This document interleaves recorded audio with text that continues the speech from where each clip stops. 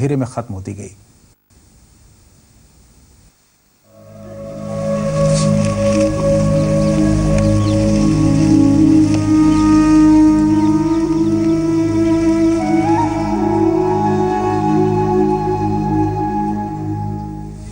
सोचते हो कि अगर हम कम से कम अगर हमें बता देते तो उनको बचा लेते जो है? बचा लेते हम। हाँ? बचा लेते हम। कुछ भी उम्मीद नहीं थी कि ऐसा कर भी सकते? कभी हमें सपने में ना थी कि हमारा पिता ये काम कर जाएगा।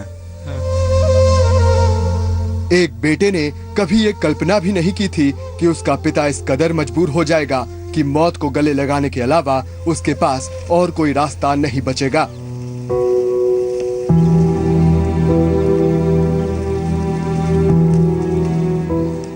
ये जलती हुई चिता है 60 वर्षीय किसान हरदयाल की, जिसे अपनी बेबस जिंदगी से छुटकारा पाने के लिए मौत से बेहतर रास्ता नहीं दिखा। जिंदगी भर अनाज उगाकर दुनिया का पेट पालने वाले हरदयाल ने अपने ही खेत में फांसी लगाकर खुदकुशी कर ली। मौसम की मार और कर्ज के बोझ ने उसकी जिंदगी को इस कदर दबा दिया था कि उसके पास सांस लेने तक की जगह नहीं बची थी। लेकिन क्या वाकई हरदयाल इतना कमजोर इंसान था? बारिश हो या कुछ भी हो, छाता लगा के 12 मास चलते थे अपने। इनको इतना लगाव खेती से था कि खेती के अलावा कुछ नहीं था। अपना सवेरे ढोर बछेरू, अपना ढोर बच्चे गायों का है, उसका अपना ओसार बात करके गोबर पानी जो भी अपना सारा दोनी बंदी करके बाकी अपना सुबह निकले। दिन उनको सुबह 5 बजे हारी में निकलता था, शाम को 6 बजे 7 बजे घर आते थे लौट के। आज तक हम लोगों को कोई टेंशन नहीं रही इस चीज की कि हमारे पिताजी हैं। सुना आपने, जोरदार बारिश हो या चिलचिलाती धूप, हरदयाल को खेतों से इतना प्यार था कि वो काम करते कभी थकता नहीं था।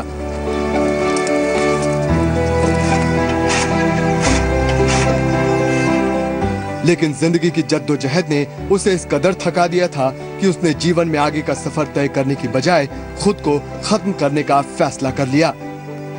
सर वजह तो ऐसा खेती का वजह था, बाकी तो और कोई वजह है नहीं। क्योंकि 30 बीघा के आसपास अपना बलगट रख रखा था, जो 3-4 हजार रुपए के हिसाब से बीघे के हिसाब से बलगट रखी हुई थी। बाकी सर जो है कि उसमें खाद कूड़ा मिला के उसमें सारा कुछ खेती करके खेती में ओला वृद्धि और बारिश की वजह से, और 10 बीघा अपने जो घर की थी उनके नाम है, 7-8 बीघा जो भी है। बाकी कुछ बटाई अटाई को ले रखे उन्होंने, अपना 40 बीघा के आसपास कर रखी है। बाकी सर इसमें ओला वृद्धि और उसकी वो फसल बर्बाद की वजह से सारा ये उसको घाटा उनको महसूस हुआ। ताकि उन्होंने 8-10 बीघे में बटर भी ज्यादा 1 बोरा निकाला होगा ज्यादा। ये हालात बुंदेलखंड के कमोबेश हर किसान के हैं, जो अपने मेहनत के बूते जिंदगी जीने की कोशिश करते हैं, अपने खून को पसीने की तरह बहाते हैं कि खेत में उपजा अनाज अगर देश के काम आए तो उसकी कमाई से कम उसका घर तो चल पाए। लेकिन मौसम की मार पड़ती है तो फिर आस के साथ सांस की डोर भी टूट जाती है। किसान हरदयाल की ये जलती हुई चिता किसी एक व्यक्ति की मौत का मातम नहीं है, बल्कि इस बुंदेलखंड के किसानों की वो असल त्रासदी है, जिसे आज यहाँ का एक एक व्यक्ति महसूस कर रहा है। हरदयाल ने भी जिंदगी जीने की बहुत कोशिश की, लेकिन साल दर साल बर्बादी और बढ़ते सरकारी कर्जे ने उसके हौसलों को तोड़ दिया और आखिरकार हरदयाल मौत को गले लगाने को मजबूर हो गया। लेकिन जाते जाते वो सरकारी नुमाइंदों को एक सबक जरूर दे गया कि अभी वक्त है, जाग जाओ, अन्यथा वो दिन दूर नहीं जब इस बुंदेलखंड में न जाने इस तरह की कितनी चिताएं और जलेंगी। और यहां एक छोटा सा ब्रेक।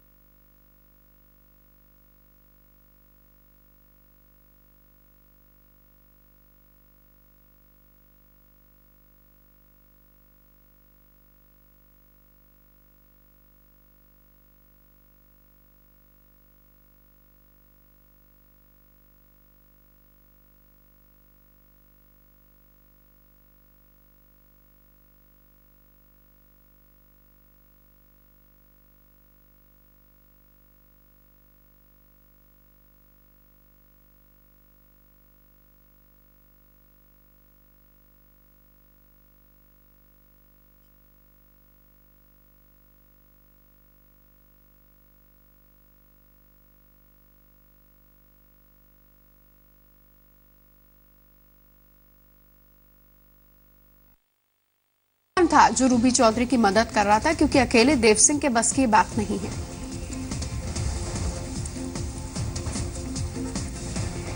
पूरा मामला क्या है वो आपको विस्तार से बता देते हैं। फर्जी ट्रेनी आईएएस रूबी चौधरी का यह मामला 27 मार्च को सुर्खियों में आया था। इस मामले का खुलासा होने के बाद एक जांच टीम गठित कर दी गई थी।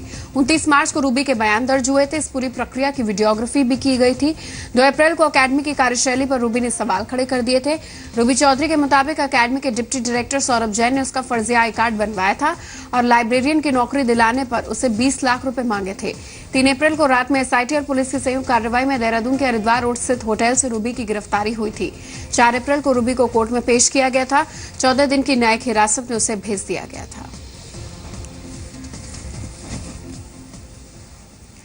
आगे बढ़ते हैं। मुरादाबाद की खबर है, जहां एक ऐसा मामले सामने आया है जो उत्तर प्रदेश में पुलिसिया सिस्टम की नाकामी को साफ तौर पर उजागर करता है। पुरुषोत्तम नाम के शख्स पर लूट हत्या की कोशिश का केस दर्ज होने के बावजूद वो यूपी पुलिस में भर्ती हो गया।